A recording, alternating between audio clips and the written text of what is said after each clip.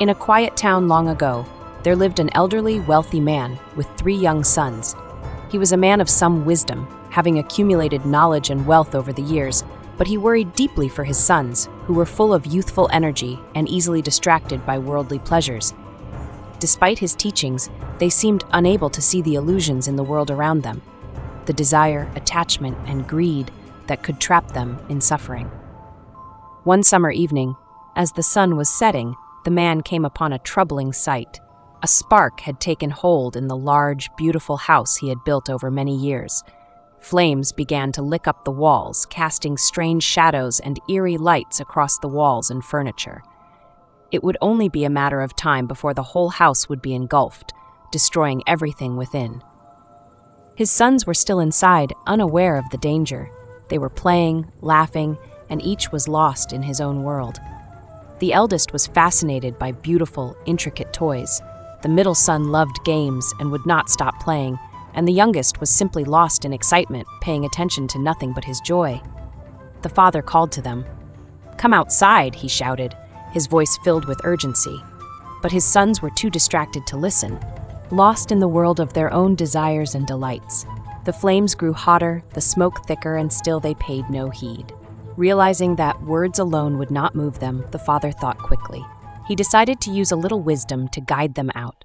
He called out again, but this time with an enticing promise. "Come, my sons. Outside I have special carts waiting for each of you. A goat cart, a deer cart, and an ox cart, each one finer than anything you've ever seen." The boys' ears perked up. These were their favorite things, each cart matching their individual desires. Dropping their toys and games, they scrambled out of the house in excitement, hoping to see the promised carts. As they stumbled outside, the father welcomed them with open arms, thankful that they were finally safe. However, outside there were no goat, deer, or ox carts waiting for them. Instead, there was a magnificent grand carriage, beautifully adorned and far more splendid than anything they could have ever imagined. He told them, "This carriage is for all of you, and it is far greater than anything inside that burning house." In that moment, the boys understood. They had been lured by their own desires, only to find that something far better awaited them once they left behind their attachments. The fire had consumed their former home, but they were safe and together, free from the danger they had ignored in their innocence. The father then gently explained, "That house you were so fond of was built upon illusions, attachments, and distractions. The world, too, is like a burning house.